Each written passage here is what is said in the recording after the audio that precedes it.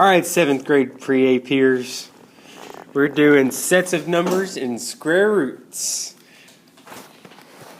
Alright, first sets of numbers. Now we've already talked about this a little bit, but we kind of have to go over it again. Sets of numbers, there's two big ones. There's real and imaginary. You know real because that's pretty much everything you've ever done is real numbers. Any number you can think of is a real number. The one you haven't done is imaginary. We don't need to talk about it much, but you're going to ask me, what is imaginary? This is imaginary. When you take the square root of a negative number, you get an imaginary number back. Like this one would be 2i. The reason why you get an imaginary number back is because there's technically no number that you can multiply to itself and get a negative number back. So when we're doing negative times negative and positive times positives, so when you have like negative 2 times negative 2, that gives you a positive 2 back because it's a negative times a negative. A positive 2 times positive 2 gives you a positive number back. So there's not one that will actually give you a negative 4 back. So that gives you an imaginary number. Now, if you're confused by that, don't worry. You don't have to know that right now. You just need to know it exists. So let's go back over to what you really need to know, which are real numbers. Real numbers are set up of many different subsets. And when I'm talking about subsets, they're just parts of a set. So let's say you had a set, and the set is numbers 1, 2, 3, and 4. A subset would be 2, 3, and 4. Another subset would be 3 and 4. It's just part of the whole set. So real numbers have many subsets, and we're going to go over each one. The two subsets that are underneath real numbers are rational and irrational. So rational numbers and irrational numbers are the two sets of real numbers. Rational numbers are numbers you're used to working with, like 1, 2, 3, 4, 5, and like their negatives, negative 1, negative 2, negative 3, negative 4, negative 5. Even fractions are rational numbers. Irrational numbers are numbers that can't be written as a fraction. So whole numbers can be written as a fraction, like 1 over 1, 2 over 1, 3 over 1. So they're not part of irrational numbers. Irrational numbers are like numbers that don't really make sense. You have to actually estimate them usually when we use them, like pi. Pi goes on forever. It's a decimal. It goes on forever. You can never use it as a fraction. Now we estimate it as 3.14, and that helps us calculate things, but you really aren't using pi. You're just using the estimated amount.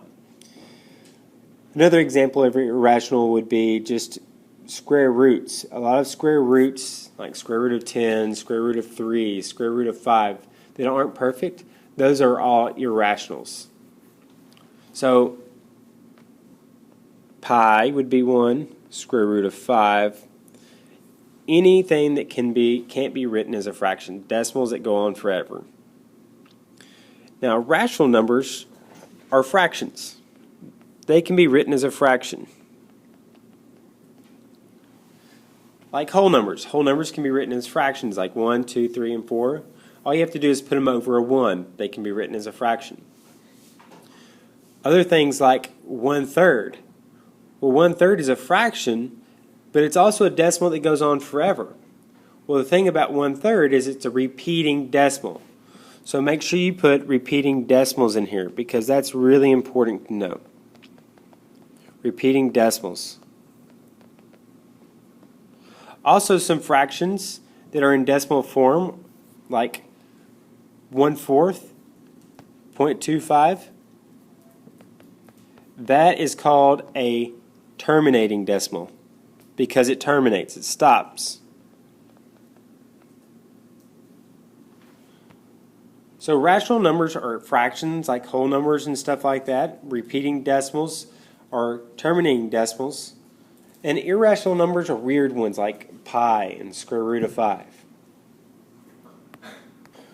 All right, now some other things that we've talked about. Underneath rationals, there's integers, which are whole numbers, and they're negatives, and they're opposites. So like 1, 2, 3, 4, 5, 6, 7, and then 0, and then -1, -2, -3, -4, -5, -6, and so on. So those are integers. Whole numbers are just 0, 1, 2, 3, 4, 5, 6, 7, 8, 9, 10. And then natural numbers, which are underneath whole numbers, are like right here, would be natural counting numbers like 1, 2, 3, 4, 5. The only difference between whole numbers and natural numbers is the fact that whole numbers include the 0. Natural numbers are just straight 1, 2, 3, 4, 5, just like you would count. All right, now let's do a recap. When you first started off learning about all this stuff, you did counting numbers, like you would count people. 1, 2, 3, 4. Those are called counting numbers or natural numbers. All right. Now, after you did that, you were like, hey, there's actually a number called 0. So when you include 0, it becomes whole numbers now. And then you were like, oh, wait, there's not just whole numbers like 0, 1, 2, 3, 4. What about their negatives? So -1, -2, -3, -4. And those are called integers. And then you were like, oh, wait a minute. There's also numbers that are between each one of these whole numbers, like decimals and fractions and stuff like that. Well, one set of fractions, like repeating decimals,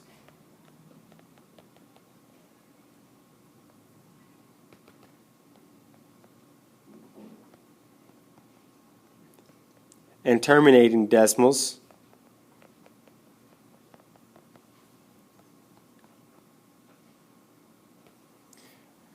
can be written as fractions, like 1/4, 1/3, 2/3, 3/4, 5/6.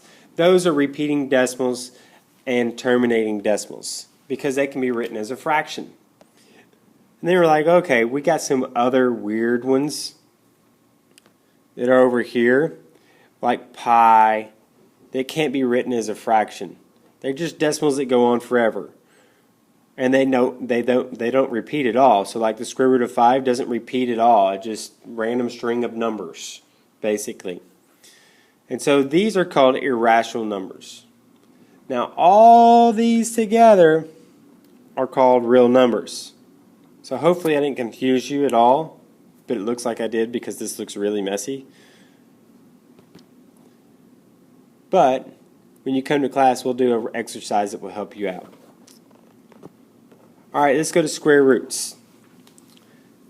You get it? Square roots. There's a square, and there's the roots. All right, square roots came from the definition of a square. You define a square by its sides. So like here's a square over here. All the sides are 2 because on squares, all sides have to be equal. So when I say what is a square root, I really want to know what are the sides of a square whose area is in the square root. So like let's say this area is 4. So when I take the square root of 4, I get 2. I get the side of the square. So when we're doing problems like this, which are perfect squares, in other words, you get a whole number as an answer, this is what it's asking. Look at these examples down here. The square root of 4. It wants to know what is the side of a square whose area is 4. Well, the sides are 2 because 2 times 2, when you're doing side times side, gives you 4. What is the area of what are the sides of a square whose area is 9? 3. 16? 4. And these are all examples of perfect squares. Now what about the square root of 10? Can you think of anything that will give you Square root of 10? No, because look right here. Square root of 3, or square root of 9 is 3, and square root of 16 is 4. That means the square root of 10's got to be somewhere like 3.1 or 3.2. And that's an estimation. This is not considered a perfect square because you have to have a whole number. It gives you a decimal. These are perfect squares. This is not. Speaking of estimating, let's try to estimate the square root of 10. This is how you would do it. You would think of whole numbers that are close to it. So like square root of 9, which is 3. Square root of 16, which is 4. Now I know that 10 is between 3 and 16. Actually, I'm going to stop right here for part 1. There will be a part 2 here in a second.